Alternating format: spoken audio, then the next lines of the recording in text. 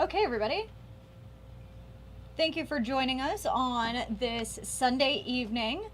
And just wanted to hop on for a little bit and talk about the tropics. So it's been quiet for the first 20-ish days of the hurricane season, which started back on June 1st. We had a little bit of a blob pop up along the East Coast, but that was just very, very minor. It was a cluster of thunderstorms that really didn't even have a chance of forming. Now, though, we are keeping an eye on another cluster of thunderstorms with, again, that same kind of principle. It's a cluster of thunderstorms that is being kept an eye on, but really, that's about it. This thing most likely going to slowly fizzle out as we head through the next couple of days, but definitely something to talk about as we get a little bit further into hurricane season. So right now we are live on Facebook, we are live on YouTube. Feel free, everyone, to come in and say hi. And we'll take a look at the start of your work week, depending on where you're writing in from. So definitely say hi as we talk a little bit about the tropics. This will be relatively quick. But overall, as we take a look at our outlook, this is the probability of something forming within the next 7 days. And you can see that little yellow blob in the central part of the Atlantic, and it has a 20% chance of becoming something a little bit stronger as we head through the next 7 days. So that's ultimately all that is saying. But what we do especially take a look at once we start talking about the tropics is where is this thing going to go and what is it going to be moving into environmental wise, where it could either be more suitable or less suitable for something greater to form. So we'll talk about that, but ultimately there is a 20% chance of a cluster of thunderstorms possibly getting a little bit stronger as we head probably within the next 48 hours. So it's an area of low pressure that's producing some storms. Some slow development is possible, but it's going to be moving into an area with stronger wind shear and cooler waters. And for those of you who are watching that are native Floridians, we know, especially when we're talking about the tropics, warm ocean water, little shear. Those are the two main things that we really look at if we're keeping an eye on a system in particular that has the possibility of strengthening. So with this storm in particular, not really seeing the potential for it to move into an atmosphere where the shear is low, but we're also starting to move into the northern Atlantic Ocean, and this is where we are already seeing that much cooler water starting to kick in. So very little confidence or very high confidence that this is going to form any more than maybe just a cluster of thunderstorms. So fully breaking it down of what we're looking at right here. So you can see that yellow blob that we were looking at just a second ago, right here, that little cluster of thunderstorms right there. That's what we've been watching, and that was kind of the potential for the possibility that we could see something a little bit bigger. But when we actually take a look at not only the ocean temperatures, but the state of the atmosphere, there's really no chance that this thing is going to become any bigger than just a cluster of thunderstorms. And here's the reason why. So as we do take a look, these are the ocean temperatures in the southern and central Atlantic. And so what we can see right here in the Gulf, there's those temperatures lingering at the mid 80s, so very, very warm ocean water in the Gulf, lingering up the East Coast, even up to Virginia Beach and even up into Maryland a little bit, seeing those temperatures lingering right around 80 degrees. However, as we take a look of where that little blob is that we were talking about, we see that part of it is in that potential of being in more warmer water. However, the top part of that blob, it starts to move into that cooler water. And I know this graphic is cut off, but still it's making its way into cooler water that's right around that temperature in the mid 70s and low 70s as opposed to the 80s, which is where that real prime temperature window starts when you're looking for tropical activity. So we have that potential for moving it into warmer water. That's a no, so that's good news, especially when we're talking about the possibility of formation, but also wind shear. And I want to take a second and talk about that. So wind shear, especially when we're talking about severe weather, this is a major key player. But wind shear, if you haven't been watching us, we've talked about it a little bit on air, but not necessarily completely. But when we talk about wind shear, it's wind moving in two different directions at two different layers of the atmosphere. So at the closer to the surface, the wind can be coming in from the north. However, higher up in the atmosphere, those winds can come in from the east or from the west, and that's ultimately what kind of creates that twisting effect in the atmosphere. So when we're talking severe weather, that gives the possibility for some tornadoes. But when we're talking more bigger picture, that's when we also talk about the possibility of seeing that cluster of thunderstorms slowly start to rotate as a whole. And that's what could start to kickstart the possibility of seeing a tropical depression. So this is what we're focusing in on right now. And again, we already talked about that ocean water. It's moving into cooler ocean water. This graphic is a little busy, but we'll go through it together. But it just ultimately shows you the area that we're watching and how it's moving into an atmospheric area that's not suitable for tropics to really form.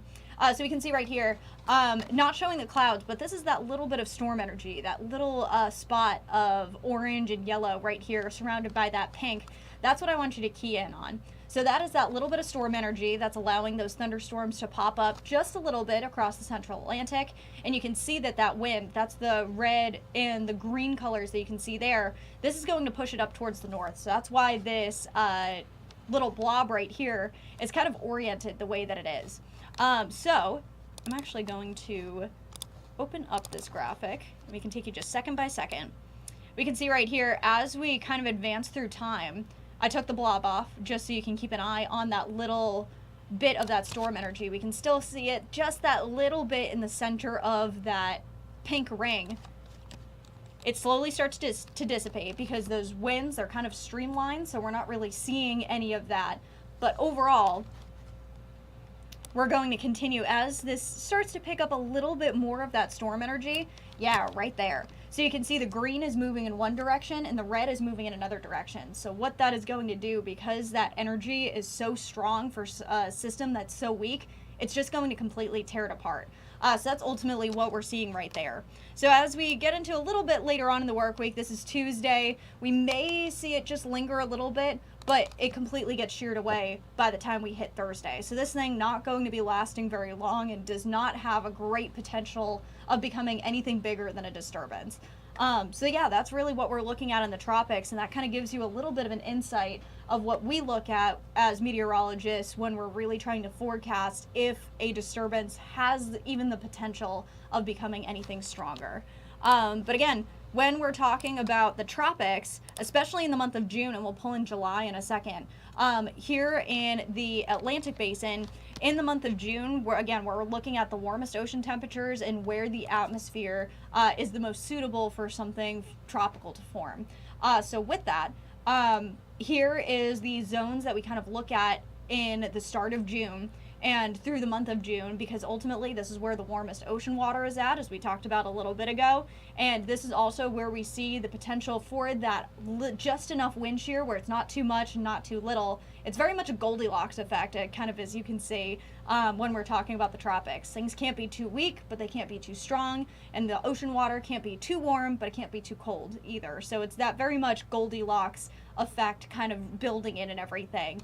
And so here in these zones right here, you can see it in the yellow, that is where we really key in on the possible formation of maybe seeing something on average every year. And we saw it last year. Beryl really picked up in the Gulf and then impacted parts of Texas. And then also the first A-name storm started in the Caribbean and continued to make its way into the Gulf as well. But also, we are wrapping up June and almost headed into July. I can't believe how quickly June has passed. But as we do take a look here, these are the storms of July, and we can see as well here in July, we really also try to focus in on areas across the East Coast. However, there's a further zone compared to what we're seeing in June. It goes much further off of the East Coast and covers a little bit more of the Gulf as well. So that's something that we're really looking into from when we kind of transfer over in from June to July and when we see those warmer temperatures start to kick in all across the U.S.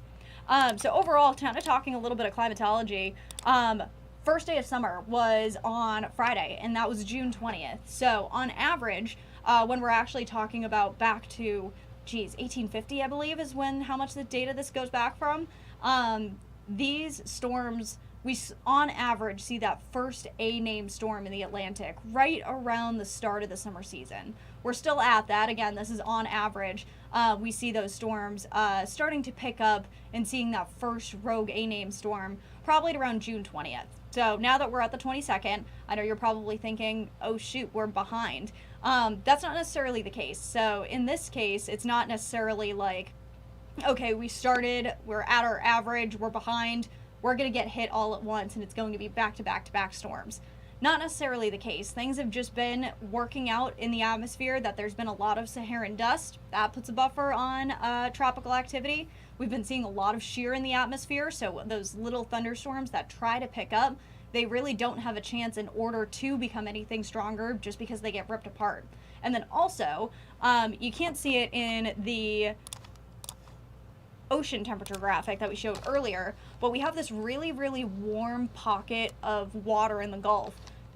However, just off the coast of Africa, it gets a little bit cooler, so those kind of cancel each other out. So we're kind of seeing almost, not a reverse effect, but a little bit of an effect where we're not seeing that pickup. But all of those factors kind of put together, the Saharan dust, the high wind shear, and the ocean temperatures kind of like all aligning, they need to be very specific in order to see something form. And we just don't have those conditions yet. We have a lot of Saharan dust and we have a lot of shear, so that's not going to allow anything to form, which is why I really think we are have been seeing such a quiet June. But again, if you're just joining us, we are keeping an eye on this little cluster of thunderstorms right here. And earlier today, TJ covered this in his little breakfast talk that he did. And overall, we are keeping an eye on this disturbance, but really that's all it's going to be, and that's pretty much what it's going to stay.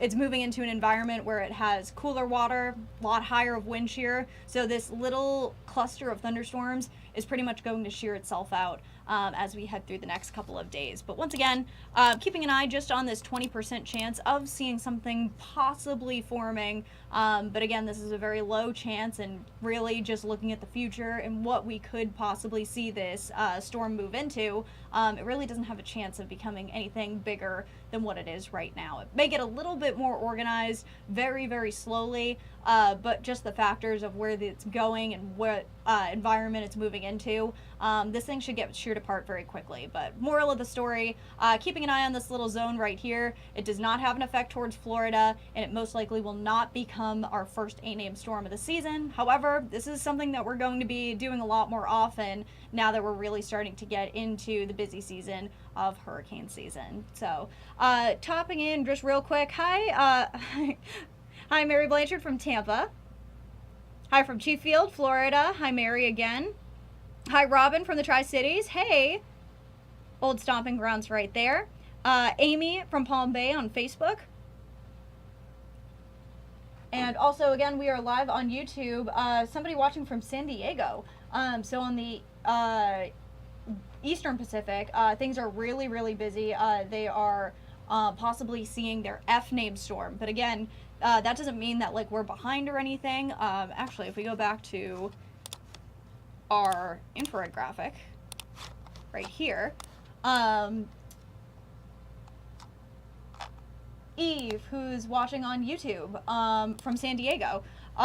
So this could be the possibility of Flossie. Eric broke a lot of records a couple of days ago when that made landfall in Mexico. But now we're watching this other cluster of clouds continuing to have a high potential of forming into the Eastern Pacific F-name storm, which is Flossie. But a lot of people have been asking over the past couple of weeks is with the Eastern Pacific being so busy, does that mean the Atlantic is going to be busy as well? And there's really no correlation between the two.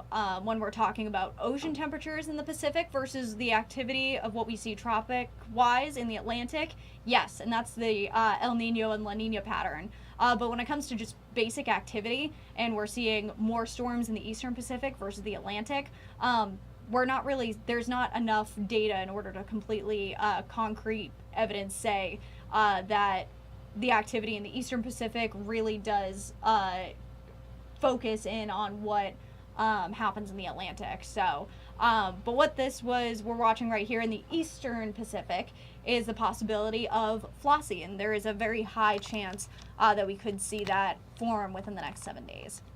But again, overall, we're keeping things quiet, and this is actually a really good tool to possibly see if there is something that we should be watching. And really, there's nothing besides that little cluster of thunderstorms that I can see right now that has even the minimal potential of what we can see there.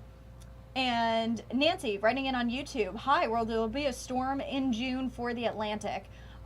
Things are looking very unlikely right now, unless something much more organized than this little cluster of thunderstorms right here starts to form. I really don't think we're going to be seeing a storm in June. And if I can find it quick enough,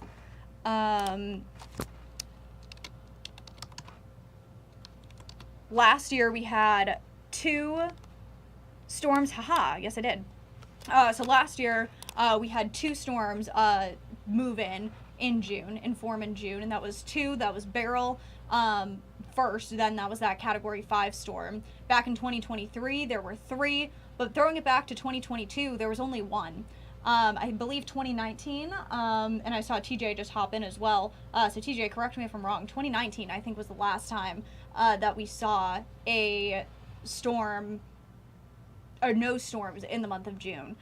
So that's ultimately not completely out of the ordinary. So that's something that we're just going to be continuing to watch through the rest of hurricane season. But nothing really to be concerned about, not only just talking about what we're keeping an eye with that 20% blob or hurricane season right now.